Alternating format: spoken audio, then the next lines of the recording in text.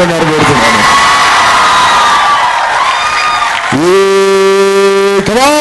Sound 1 2 1 2 3. ఇది jumping కొద్ది jump చేయండి. హ్యాపీ కూర్చోవచ్చు. కమాన్ జంప్ ఇలా వెరీ గుడ్. యూత్ జంప్ చేస్తారు. యూత్ కమాన్ యూత్. ఓకే ఆపండి. నేను 1 అంటే 3 సార్లు చెప్పాలి కొట్టండి. 1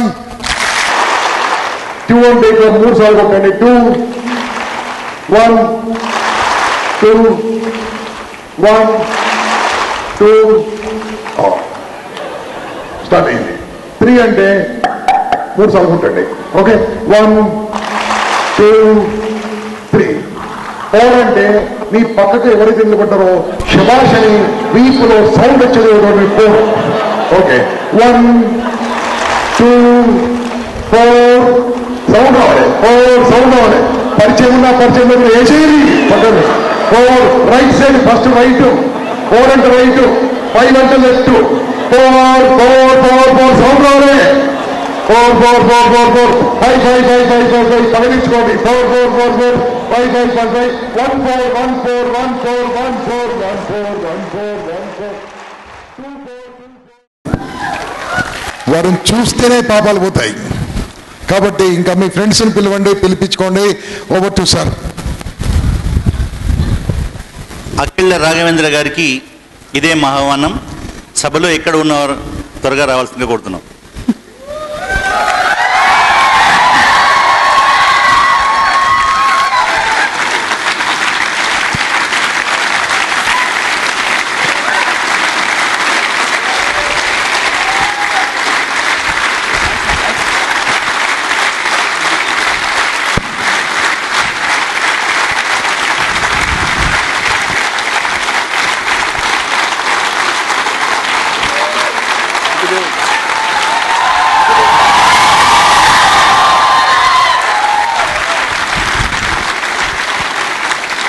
అఖిల రాఘవేంద్ర గారిని చూస్తే సరిగమ పదనిసలు, తెలుగులో సరిగమ పదనిస ఎలా పలకాలో వారి కూర్చోండి. వారు మాట్లాడుతుంటే కూడా ఆ పదాల అక్షరాల నాట్య విన్యాసం మనం చూస్తాం. ఆ బాడీ లాంగ్వేజ్, ఆ సబ్జెక్ట్లో స్టఫ్, తర్వాత వారు ఆ పదాలకు ఒక పదం తర్వాత ఇంకో పదానికి చేకూర్చే పద్ధతి వాటి చూస్తుంటే బహుశా మనం అందరం మర్చిపోతాం. రత్నాకర్ గారు వచ్చే వరకు మనకు తెలీదు. రత్నాకర్ గారు వచ్చారు కాబట్టి బహుశా సార్ టైం అయింది అనుకుంటాం. అటువంటి రాలేదు, ఇంకా వస్తారు. కాబట్టి ఫ్రెండ్స్, వి రియలీ టుడే ఇందాక గంప గారు చెప్పినట్టు ఈరోజు ఆఫ్టర్నూన్ వచ్చినటువంటి 4 స్పీకర్స్ కూడా ఒకరిని మించి ఒకరు చాలా great personalities. Let us listen to Raghavendra గారు. వారిని ఇంకా 4 మాటలతో పరిచయం చేయాల్సిందిగా గురుగారు విశ్వనాథన్ గారిని కోరుతున్నాను.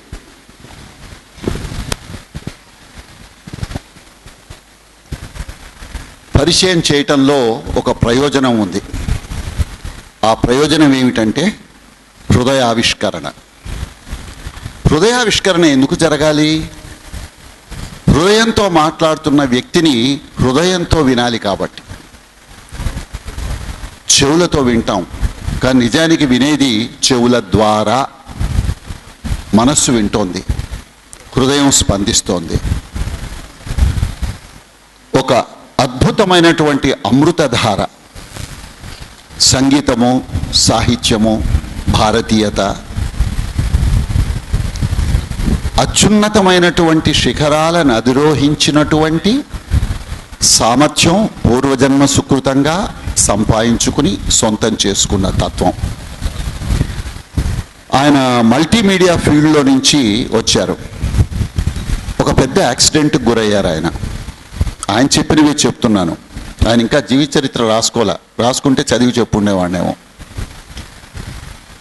అంతటి నిరాశలో అతనికి ఒక పట్టుదల, ఒక ధ్యేయం గుర్తొచ్చింది.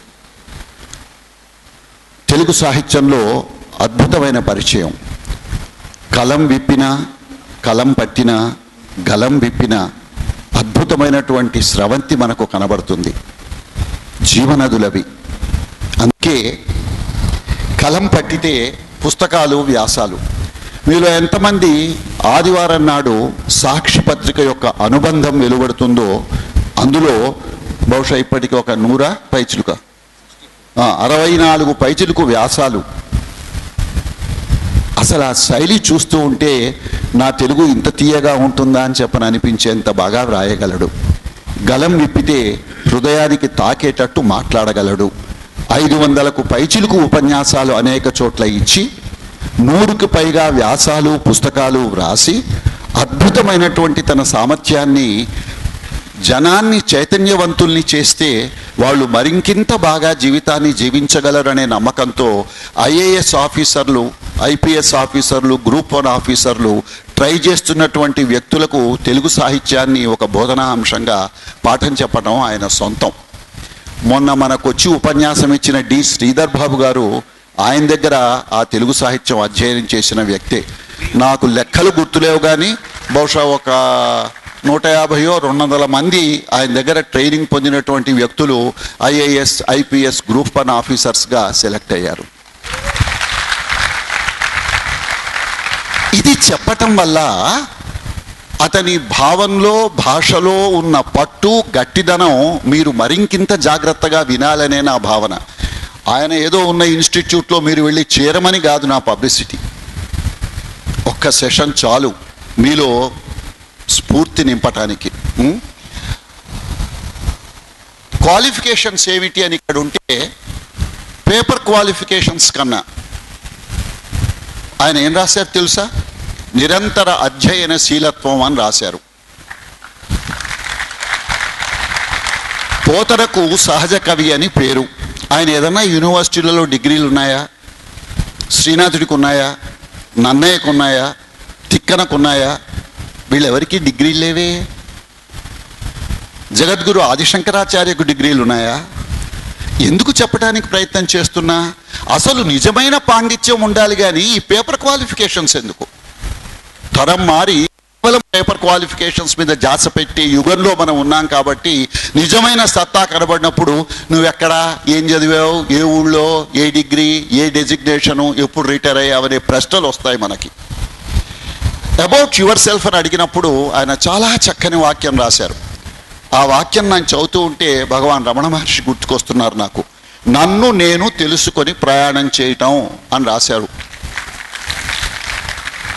నిన్ను నీవు తెలుసుకో, నో దై సెల్ఫ్.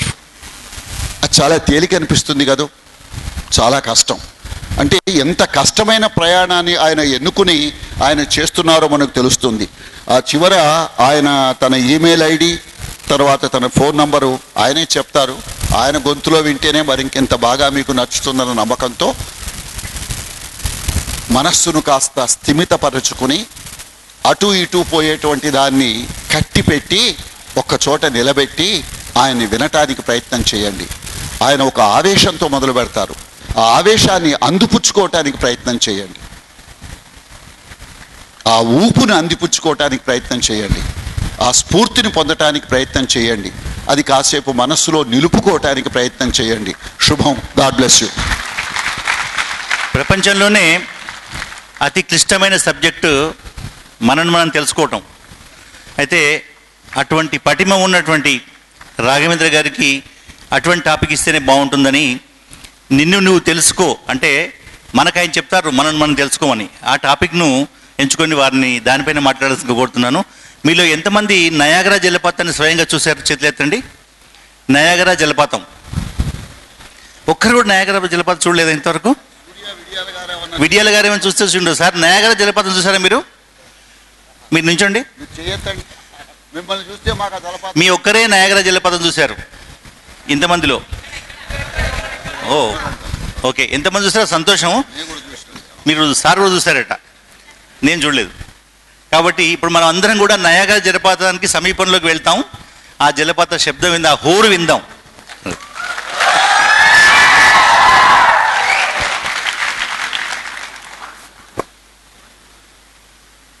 సభాకల్పతరం వందే వేద శాఖోపజీవితం శాస్త్రపుష్పం సమాయుక్తం విద్వత్ వందే నమస్కృతం. సభా సరస్వతికి నమస్కారం అని దీని అర్థం. మా అమ్మగారి పేరు లలిత, మా నాన్నగారి పేరు సుబ్రహ్మణ్య శర్మ. వాళ్ళిద్దరికీ నా నమస్కారాలు. నాకు చిన్నప్పటి నుంచి చదువు చెప్పిన మా టీచర్లందరికీ పేరు పేరు నా నమస్కారాలు. నేను జీవితంలో ఇలా ఉండడానికి కారణం, ఇవాళ మీ ముందు నిలబడి ఈ మాత్రం పేరు తెచ్చుకున్నా, జ్ఞానం తెచ్చుకున్నా, ముఖ్యంగా సంస్కారం తెచ్చుకున్నా, దానికి కారణం నా గురువులు ఇద్దరు ఉన్నారు. అందులో ఒకరు శ్రీ సిరివెన్నెల సీతారామ శాస్త్రి గారు. పసిడి పతకాల హారం కాదురా విజయ తీరం, ఆట అనే మాటకు అర్థం నిన్ను నువ్వే గెలుచు యుద్ధం అంటారు ఆయన. నిన్ను నువ్వే గెలవడం, నిజానికి ఇవాళ టాపిక్ కూడా అదే.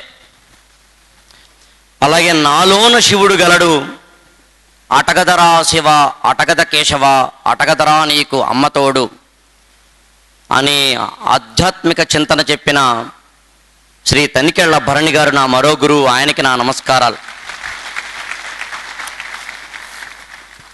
వాసవి క్లబ్ ఇంటర్నేషనల్ నిజానికి దేవతల్లోకెల్లా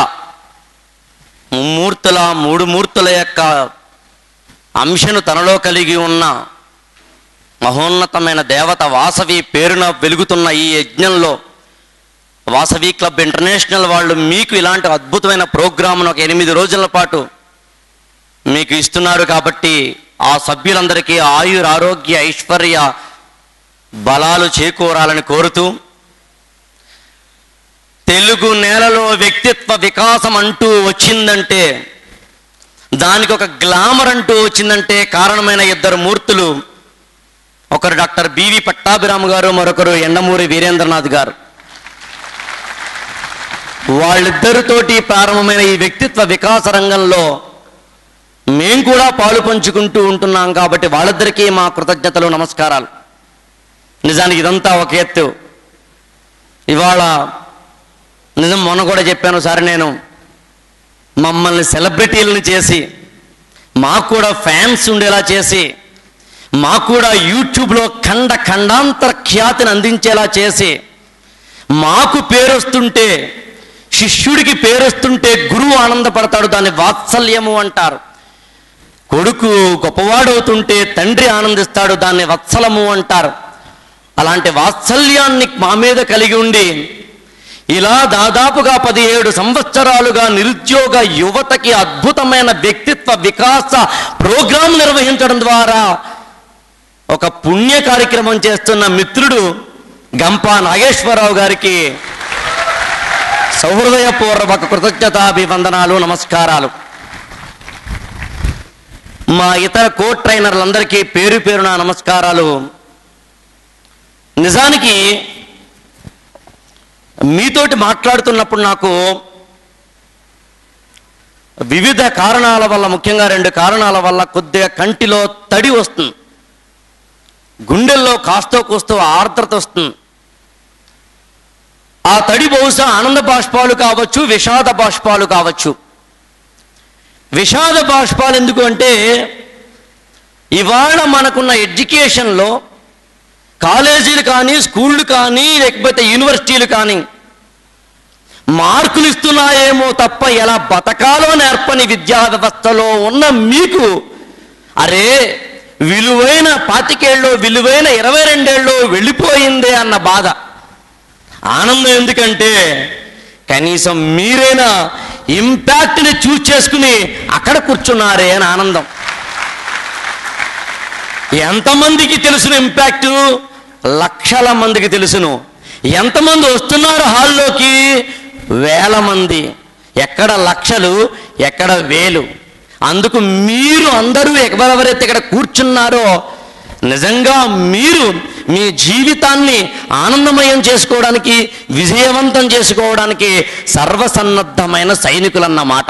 అందుకు నాకు ఆనంద బాష్పాలు. నిజానికి మామూలుగా అయితే గడగడ మాట్లాడచ్చు, ఇంతకన్నా ముందు నన్ను పరిచయం చేసినప్పుడు కొద్దిగా గుండెల మీద భారం పెట్టారు. వాస్తవానికి నేను ఇవాళ మీతోటి మాట్లాడుతున్నప్పుడు నన్ను ఒక ట్రైనర్ అనుకోకండి.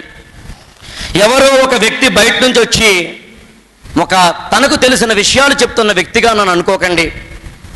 నేను ఇక్కడ టీచర్ని కాను, గురువుని కూడా కాను, సద్గురుని కూడా కాను, జగద్గురువుని అసలే కాను. టీచర్ అంటే పుస్తకాల్లో చెప్పేవాడు, సద్గురు అంటే పుస్తకాలలో ఉన్న విజ్ఞానానికి తన అనుభవాన్ని జోడించి చెప్పేవాడు గురువు. సద్గురు అంటే ఈ రెండిటితో పాటు కూర్చున్న వాళ్ళ జీవితాలకు ఉపయోగపడేవి చెప్పేవాడు. జగద్గురు అంటే శాశ్వతత్వం చెప్పేవాడు. నేను అవేవీ కావు. నేను మీకు ఒక అన్నయ్య అని అనుకోండి. మీ ఇంట్లో మీకన్నా ముందు పుట్టిన ఒక అన్నయ్య అని అనుకోండి, ఒక బాబయ్య అని అనుకోండి. నన్ను మీరు అలా చూసినప్పుడు మాత్రమే, నేను మీతోటి ఒక ఇంటిమసీ, అలా ఒక ఫ్రీక్వెన్సీ కల్పించుకున్నప్పుడు మాత్రమే నేను నా గుండె లోతుల్లోంచి మాట్లాడగలను. నేను మళ్ళీ చెప్తున్నాను, మీరు మీ సీట్లలో కూర్చున్న ప్రతిసారి ఒక గంట సేపైనా కనీసం మా అన్నయ్య మా గురించి ఏదో మాట్లాడుతున్నారు వినాలి అనుకోండి, మా బాబాయ్ నా గురించి ఏదో 4 ముక్కలు మాట్లాడుతున్నాడు వినాలి అనుకోండి. అందులో మీరు కూడా కొంచెం నవ్వుతూ ఉండండి. మామూలుగా మీరు నా పాత వీడియోలు చూసినా, లేకపోతే మామూలుగా నా ఉపన్యాసం చూసినా చాలా గంభీరంగా, సీరియస్గా, వేటాడే ముందు పులిలా ఉంటుంది. ఇవాళ కూడా అలాగే ఉంటుంది. కాకపోతే లోపల మ్యాటర్ అదే, ఎటొచ్చి బయట కొద్దిగా మార్చానంతే. సో కాబట్టి కొంచెం నవ్వుతూ ఉండండి. మీరు నా మాటలు వింటున్నప్పుడు నవ్వుతూ మాత్రమే కాదు, ఇన్వాల్వ్ అయి వినండి. ఇన్వాల్వ్ అయి వినడం మాత్రమే కాదు, పరవశించి వినండి. పరవశించి వినడం మాత్రమే కాదు, లోపలికి జీర్ణం చేసుకుంటూ వినండి. ఏదో క్యాజువల్గా చెల్తారా బాయ్, ఏదో 4 మాటలు విందాం అని మాత్రం వినకండి. ఎందుకంటే నేను ఒక అన్నయ్యలా మీకు గోరు ముద్దలు తినిపించే మాటలు చెప్పాలని అనుకుంటున్నాను. కాబట్టి మామూలుగా నేనైతే అసలు ఉదయం నుంచి రాత్రి వరకు నవ్వుతూనే ఉండమంటాను. నవ్వుతుంటే మామూలుగా మీలో కూడా ఇంకా చాలామంది నవ్వుతూ లేరు, చాలా సీరియస్గా ఉన్నారు. ఎప్పుడైనా మీరు గమనించారో లేదో, దేవుడు మన మీద, ముఖ్యంగా యమధర్మరాజు మన మీదకి బాణాలు వేస్తూ ఉంటాడు. బాణాలు వేస్తున్నప్పుడు ఉదాహరణకి వెనకాల నుంచి బాణం వేస్తున్నాడు, నేను మీతో మాట్లాడుతున్నాను, ఇంకేంటి విశేషాలు అని ఇటు తిరిగాను, ఆ బాణం వెళ్ళిపోయింది, నేను రక్షించబడ్డాను. ఇంకోసారి ఎప్పుడో మళ్ళీ బాణం వేశాడు, మళ్ళీ ఇటు తిరిగాను, మళ్ళీ అటు తిరిగాను, బాణాలు వెళ్ళిపోతున్నాయి, నేను బతికి బట్టకడుతున్నాను. కానీ ఏదో ఒక రోజున మాత్రం బాణం ఉంటుంది, ఆ రోజున పోతాం. పోయినప్పుడు మనం కనుక నవ్వుతూ, చిరునవ్వుతూ, అలా నవ్వు ముఖంతో కనుక అలా పాడి మీద ఉంటే యమధర్మరాజు వచ్చి, ఎవడ్రా వీడు ఇంతలా నవ్వుతున్నాడు, పాలబొగ్గలతో నవ్వుతున్నాడు, తెల్లని వెన్నెల్లా నవ్వుతున్నాడు, ఈ నవ్వు ముఖం ఈ లోకంలో ఉండాలి, ఎవడైనా సరే ఏడుస్తున్నాడా అని అటు ఇటు చూసి ఏడుపు ముఖంతో ఉన్నవాడినేమో తీసుకుని పాడి మీద పెట్టి నేను రక్షిస్తాడు. ఆయనకేమో అకౌంట్ ఏమో సెటిల్ అవుతుంది, ఇంకోటికేమో అకౌంట్ క్లోజ్ అవుతుంది, నీకు ఏమో అకౌంట్ రీఓపెన్ అవుతుంది. నవ్వులో ఉన్న గొప్పతనం అది. ఉదయం నుంచి రాత్రి వరకు నవ్వుతూనే ఉండండి. ఇవాళ నా క్లాసు కూడా నవ్వుతూనే వినండి. చాలా సీరియస్గా విషయాలు చెప్తున్నప్పుడు సీరియస్గా విందాం, కానీ చిన్న చిరునవ్వుని మాత్రం ముఖం మించి పోగొట్టుకోకుండా చూసుకుందాం. మీకు ఏం చెప్పాలి ఇవాళ అని నేను గత 4-5 రోజులుగా అనుకుంటూ వచ్చాను. మామూలుగా అయితే నేను 2011 నుంచి ఇంపాక్ట్లోకి రావడం మొదలుపెట్టాను. 2011లో రామకృష్ణ మఠంలో జరిగినప్పుడు జీవితంలో ఎదగడానికి కావలసిన ఒక 5 సూత్రాలు తీసుకుని నేను ఆ రోజు ప్రోగ్రాం చేయడం జరిగింది. ఆ తర్వాత 2012లో భారతీయ విద్యాభవన్లో చేసిన ప్రోగ్రాంలో అసలు సక్సెస్ అంటే ఏమిటి, విజయం అంటే ఏమిటి అని చెప్పాను. ఆ తర్వాత 2013 లాస్ట్ ఇయర్ ఇక్కడే జరిగింది. అందులో వాట్ ఈజ్ లైఫ్, అసలు జీవితం అంటే ఏంటి అని చెప్పాను. ఆ తర్వాత ఈసారి ఇప్పుడు ఏం చెప్పాలి అని అనుకున్నప్పుడు లాస్ట్ ఇయర్ డిసెంబర్లో కూడా జరిగింది. అప్పుడు నేను కేవలం ఇంటర్నల్ కన్వర్జేషన్ గురించి మామూలుగా ఒక అరగంట సేపు మాత్రమే మాట్లాడాను. అది నా మెయిన్ ప్రోగ్రామ్ అని అనుకోవడం లేదు. అలా అనుకున్నప్పుడు సిరీస్లో 4వ ప్రోగ్రామ్గా ఇవాళ నేను మీకోసం ఎలాంటిది, ఏ ఇన్ఫర్మేషను ఎలాంటి కోణంలో చెప్తే బాగుంటుందా అని అనుకున్నాను. అలా అనుకున్నప్పుడు నా పాత డైరీలు తిరగేయడం మొదలుపెట్టాను. డైరీలు అంటే రోజువారీ రాసుకునేవి కావు, నా యొక్క హ్యాండ్ బుక్స్. నాకు అలవాటు. మీరు కూడా వీలైతే ఇవాళ నుంచి ఎవ్రీడే తప్పనిసరిగా ఒక నోట్బుక్ పెట్టుకుని ఒక పుస్తకంలోంచో లేకపోతే మీకు వచ్చిన అనుభవాల్లోంచో ఇలాంటి ప్రోగ్రాంలోంచో వస్తున్న పాయింట్స్ రాసుకోవడం అలవాటు చేసుకోండి. ప్రతిరోజు ప్రతి పాయింట్ మీ నోట్స్లో ఒకరిగా ఉన్నట్లయితే అది తెలియకుండా మిమ్మల్ని కాపాడుతుంది రేపన్న రోజు. అది మాత్రం సత్యం. నేను అలా నా పాత డైరీలు దాదాపు 20 దాకా ఉన్నాయి మా ఇంట్లో. 20 డైరీలు. అవన్నీ ఏమో ఆ పుస్తకాల్లోంచి ఈ పుస్తకాల్లోంచి, అది ఠాగూర్ గీతాంజలి కావచ్చు, లేకపోతే తిలక్ అమృతం కురిసిన రాత్రులోంచి కావచ్చు, లేదా శ్రీశ్రీ మహాప్రస్థానంలోంచి కావచ్చు, లేదా రామాయణము మహాభారతము లాంటి వాటిలోంచి కావచ్చు, ఏదైనా ఎందులోంచైనా కానీ కొన్ని కొటేషన్స్ రాసుకోవడం నాకు అలవాటు, కొన్ని కథలు రాసుకోవడం అలవాటు, కొంతమంది వ్యక్తుల యొక్క ఇన్సిడెంట్స్ రాసుకోవడం అలవాటు. ఏం చెప్తే బాగుంటుంది నా తమ్ముళ్ళకి నా చెల్లాయిలకి అనుకుని తిరగేయడం మొదలు పెడుతుంటే ఒక కొటేషన్ లాంటిది కనిపించింది. ఐ థింక్ అది నేను, if I'm not wrong, Venu Bhagavan రాసిన ఒక పుస్తకం నుంచి తీసుకున్నట్టుగా నాకు గుర్తది. అక్కడ నేను సోర్స్ రాయలేదు, కానీ అందులో ఏమనుందంటే ఒక వ్యక్తట చనిపోయాడు, అతని సమాధి మీద ఏమని రాసిందంటేనట, నేను నా యవ్వనంలో ఉన్నప్పుడు 20 ఏళ్ల వయసులో ఉన్నప్పుడు ఈ ప్రపంచాన్ని మార్చాలి అనుకున్నాను. బయలుదేరాను, పుస్తకాలు చదివాను, ఉద్యోగాలు చేశాను. ఒక 10 ఏళ్ళు పోయిన తర్వాత 30 ఏళ్ళు వచ్చిన తర్వాత నాకు అనిపించింది, అబ్బెబ్బెబ్బెబ్బే నా వల్ల కాదు, నేను ప్రపంచాన్ని ఏమీ చేయలేను కానీ నా దేశాన్ని మారిస్తే చాలు అనుకున్నానట. 30 ఏళ్ళ నుంచి 40 ఏళ్ళు వచ్చినాయి. 40 years వచ్చిన తర్వాత అంతా బాగానే ఉంది. కొంచెం మళ్ళీ వయసు పెరిగింది, ఇంకొన్ని అనుభవాలు పెరిగినాయి, ఇంకొన్ని ఉద్యోగాలు పెరిగినాయి, ఇంకొంచెం సంపద పెరిగింది, అంతా పెరిగింది. అనిపించిందట, నేను నా దేశాన్ని కాదు కానీ నా రాష్ట్రాన్ని బాగు చేస్తే చాలు అనిపించిందట. ఇంకొంచెం మళ్ళీ 10 ఏళ్ళు పోయిన తర్వాత 50 ఏళ్ళు వచ్చిన తర్వాత మళ్ళీ చూస్తే అబ్బెబ్బే నా దేశం కాదు, నా రాష్ట్రం కాదు, నా జిల్లాని బాగు చేస్తే చాలు అనిపించిందట. 60 ఏళ్ళు వచ్చిన తర్వాత అబ్బే జిల్లా గర్దుగుడ్డ మన వల్ల కాదు కానీ నన్ను నా ఫ్యామిలీని బాగు చేసుకుంటే చాలు, అసలు మా ఫ్యామిలీ మెంబర్స్ని మారిస్తే చాలు, వాళ్ళ యాటిట్యూడ్ని మారిస్తే చాలు, వాళ్ళని గొప్పవాళ్ళని చేస్తే చాలు, ప్రపంచం సంగతి దేవుడు ఎరుగు అనుకున్నాను. అర్థమైందట. ఇంకొక 2 గంటల్లో నేను చనిపోతాను అనగా, ఇక నేను 2 గంటల్లో చనిపోతాను అనగా నాకు తెలిసింది ఏంటంటే, ప్రపంచాన్ని కాదు కదా, దేశాన్ని కాదు కదా, రాష్ట్రాన్ని కాదు కదా, జిల్లాని కాదు కదా, కుటుంబాన్ని కాదు కదా, అసలు నేను మార్చాల్సిన వీళ్ళెవ్వరినీ కాదు, నన్ను మార్చుకోవాలి.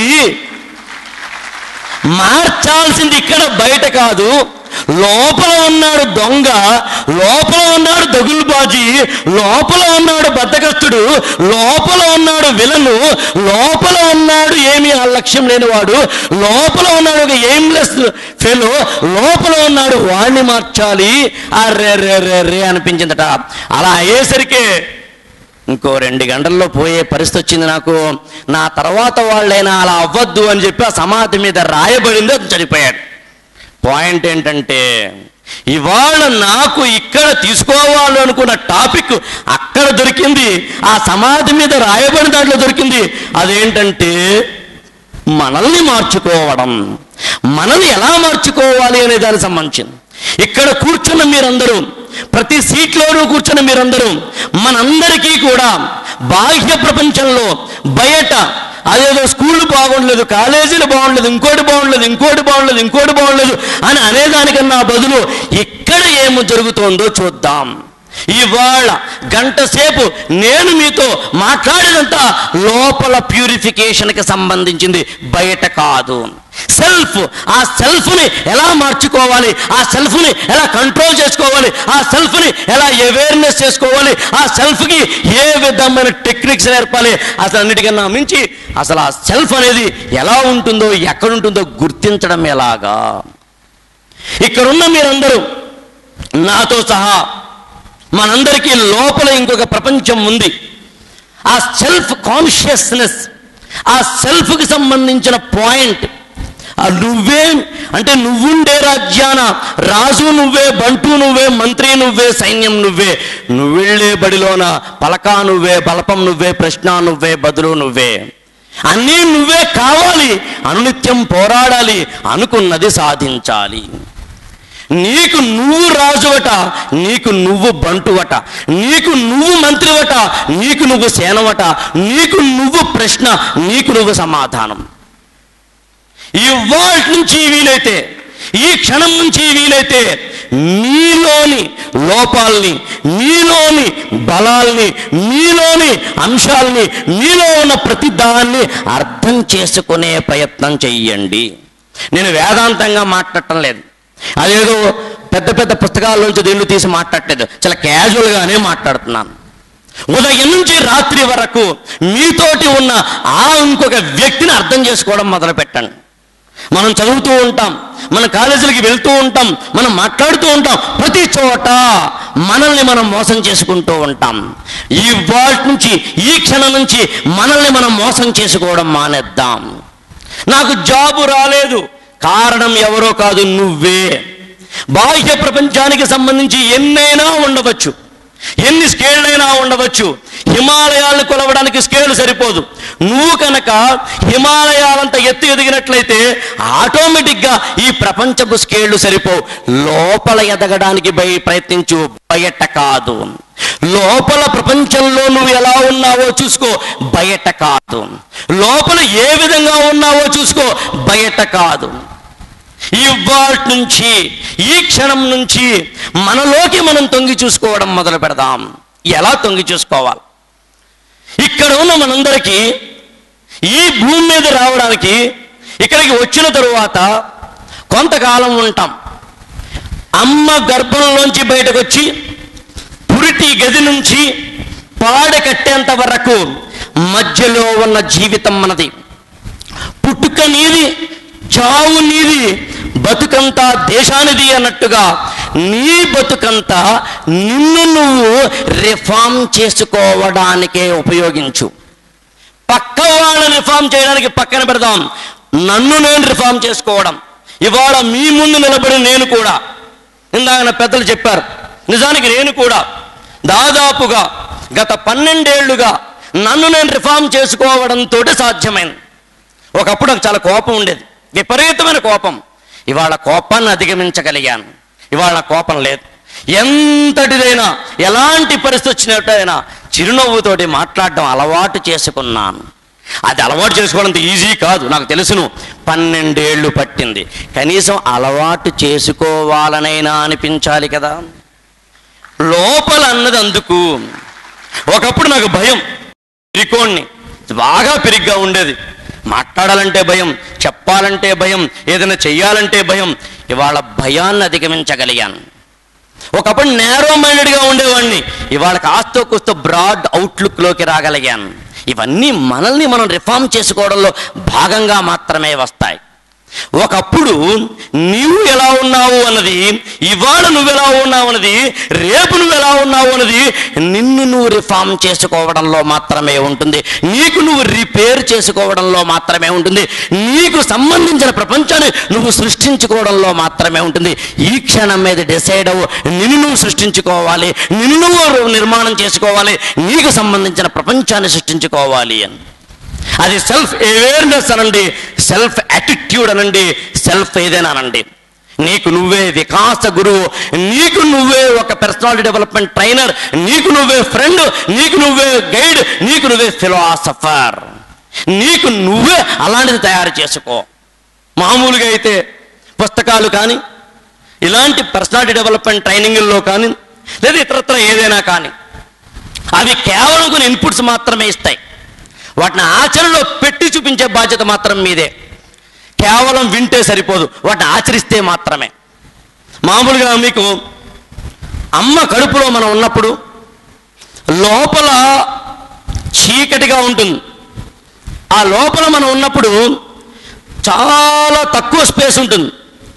ఆ స్పేస్లో ఉన్న నువ్వు చేతులా ముడుచుకుని, కళ్ళులా ముడుచుకుని, నుదురులా ముడుచుకుని, లోపలలా ఉండిపోయి ఏం చేయాలో తెలియకుండా అమ్మ తినే ఏవైతే అన్నము మొదలై ఉంటాయో అవి నాభి గొట్టం ద్వారా అంటే ఉంబిలికల్ కార్డు ద్వారా నీ లోపలికి వచ్చి నువ్వు వాటిని స్వీకరిస్తూ అమ్మ యొక్క ఆమెకు జ్వరం వస్తే నీకు వస్తుంది, ఆమెకు ఏదైనా వాతం చేస్తే నీకు వస్తుంది. అలాంటి ఒకానొక పరిస్థితి లోపల ఉండి లోపల ఒక విధమైన గర్భస్థ నరకాన్ని అనుభవించి ఆ లోపల ఉన్నప్పుడు నువ్వు 1, 2 అన్నీ అక్కడే వేసి అవన్నీ ఒక చిన్న ఏదో ఒక క్రిమి కీటకాదులుగా తయారయ్యి గోక్కుందామంటే గోక్కోలేవు, తిరుగుదామంటే తిరగలేవు, ముడుచుకుపోతాయి, లక్షల తేళ్లు కుట్టినంత బాధను అనుభవిస్తావు. అంతకన్నా మించి ఒళ్ళంతా తిమ్మిర్లెక్కిపోయి లోపల ఉంటావు. లోపల అంత గర్భస్థ నరకాన్ని అనుభవించి అమ్మా ఇంకా నా వల్ల కాదురా బాబు, నా వల్ల కాదురా బాబు, నేను బయటకు వచ్చేస్తాను రా బాబు అని అమ్మని ఇలాగా ఇటువైపు కూర్చుని ఆమె వైపేమో కాళ్ళు పెట్టి నీ తలకేమో కిందకి దించి ఆమెనొక్క తన్ను తండ్రి బయటకు వస్తావు. నువ్వు అలా బయటకు వచ్చావు, నువ్వేనా నేనేనా? అరే అక్కడ అంత గర్భస్థ నరకాన్ని అనుభవించి ఎలాగైనా ఈ లోకంలోకి రావాలి రావాలి రావాలి అని ప్రయత్నించి అమ్మను తన్ని కూడా బయటకు వచ్చావు కదా. ఇక్కడికి వచ్చిన తరువాత ఈ లోకంలోకి ఎంటర్ అయిన తరువాత కనీసం ఒక 3 ఏళ్ల పాటు నీకు ప్రపంచం తెలియదు. అప్పుడు జంతువుకి మనకి తేడా తెలియదు. 1, 2 అన్నీ ఓ చోట వేసేస్తాం, అన్నీ ఓ చోట చేసేస్తాం. ఎవరిని ఎలా ఉంచాలో తెలియదు, ఎలా పిలవాలో తెలియదు, ఎలా ఉంచాలో తెలియదు, ఎలా ఏం చేయాలో తెలియదు. మనల్ని మనం మర్చిపోతాం, మనల్ని మనం తిట్టేసుకుంటూ ఉంటాం, ఎవరినోనే కరిచేస్తూ ఉంటాం, నానా హంగామా చేసేస్తుంటాం 3 ఏళ్ల వరకు. కాస్తో కూస్తో 3 ఏళ్ల నుంచి కాస్త అవేర్నెస్ వస్తుంది. అమ్మ ఇదని, నాన్న ఇదని, తమ్ముడు ఇదని, అన్నం ఇదని, ఇలా ఉండకూడదని, ఇలా ఉండాలని, బాత్రూమ్కి ఇలా వెళ్ళాలని, ఇంకో చోటికి ఇలా వెళ్ళాలని, ఇలా స్కూల్కి వెళ్ళాలని, ఇలా డ్రెస్ వేసుకోవాలని ఇన్ని అప్పుడు తెలుస్తున్నాయి నీకు. అంటే అక్కడో 9 నెలలు, ఇక్కడో 3 ఏళ్ళు నువ్వు కేవలం ఒక జంతువుగా మాత్రమే ప్రవర్తించి, నువ్వు లేదా నేను మనం జంతువుగా మాత్రమే ప్రవర్తించి అలాంటి జంతుతత్వంతో మాత్రమే ఉండి మనం అంటే మనకేంటో తెలియని ఒకనొక తత్వంలో ఉండి కాస్తో కూస్తో కల్చర్ నేర్చుకుని ఇవాళ ఇక్కడ దాకా వచ్చాం.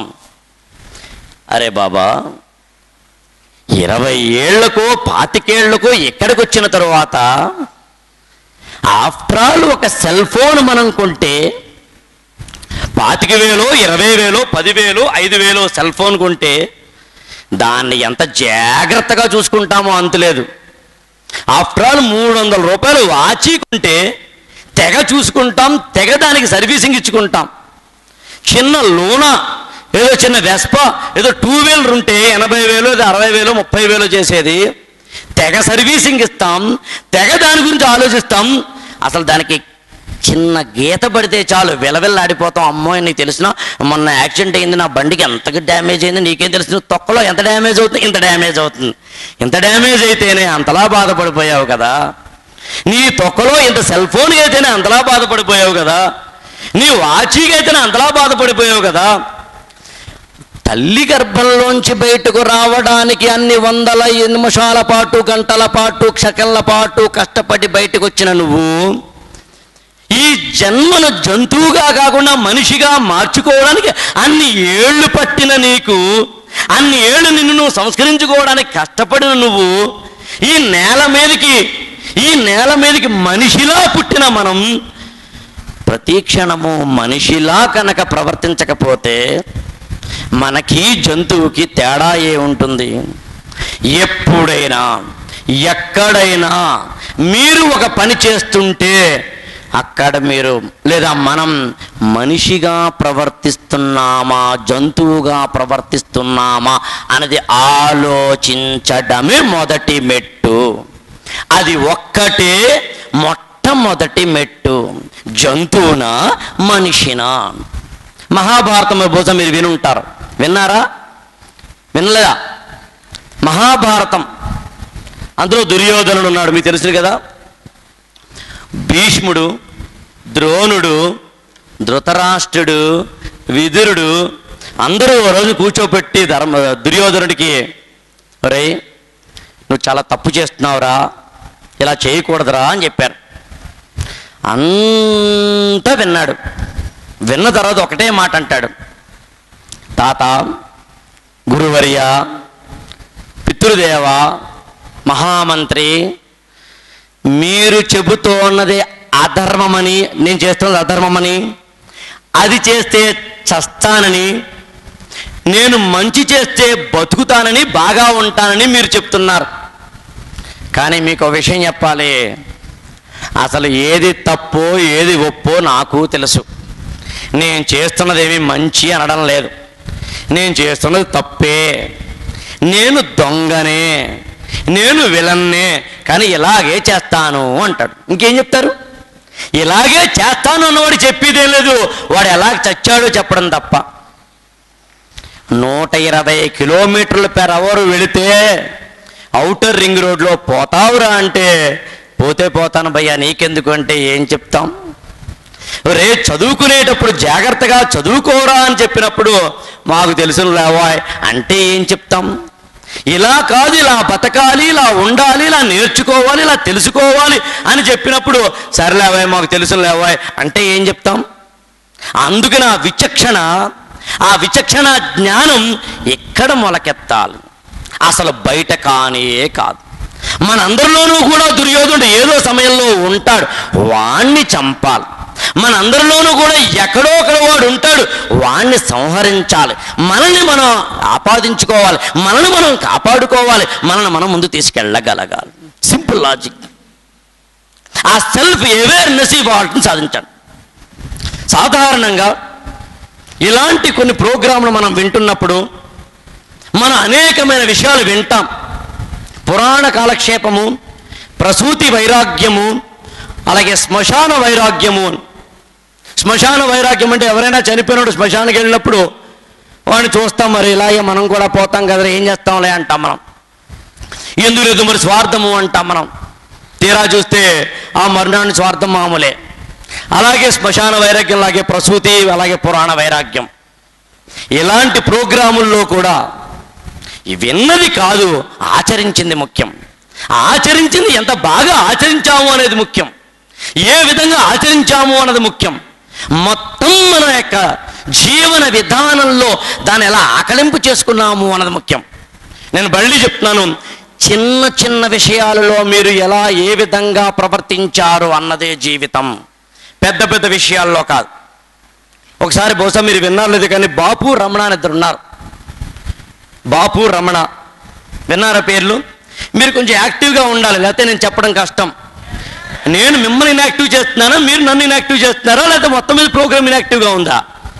మీరు కొంచెం రెచ్చిపోవాలి, అయితే లాభం లేదు. కావాలంటే కొన్ని సినిమా డైలాగులు చెప్పండి, చెప్తాను. నేను సాధారణంగా నాకు ఇష్టం ఉండదు, అందుకంటే ఏం కాదు. శిథిల సంధ్యా గగనం రుధిరాన్ని కక్కుతోంది, దారంతా గోతులు ఇల్లేమో దూరం, చుట్టూరా చీకటి చేతిలో దీపం లేదు, ధైర్యమే ఒక కవచం అంటాడు తిలక్. ఇలాంటి కవితలు చెప్తే కానీ మీరు కొద్దిగా యాక్టివ్ అవుతారా ఏంటి?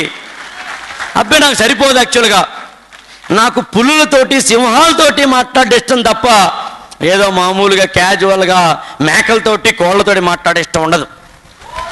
మీరు ఆల్రెడీ ఇంపాక్టియన్స్ అని మీకు కాస్త తత్వబోధన చేస్తే బాగుంటుందని నేను 5వ గేర్లో వెళ్తున్నాను. నాలో క్లాస్ మాత్రమే కదా, మాస్ కూడా ఉన్నాడు. వాడిని తిప్పితే వేరేగా ఉంటుంది కదా. మామూలుగా హై పిచ్లో వెళ్తున్నాను నేను, కాస్త అటు ఇటుగా. అంటే సాధారణంగా సరే ఇది చెప్పడం మీకు ఎవరో కానీ సాధ్యం కాదు కదా, అదేదో నేను వేసుకుందామని. నా దగ్గర వేరే అస్త్రాలు కూడా ఉన్నాయి, తీయమంటారా? ఇదే బెస్టా? అది బెస్టా? ఏదైనా ఒకటేనా? లేదు, మీరు ఎక్కువ నాతో మాట్లాడితేనే కన్వర్జేషన్ ఉంటేనే సాధ్యం అవుతుంది. నేను ఒక్కడిని మామూలుగా నాకు నిత్య జీవితంలో కూడా అంతే.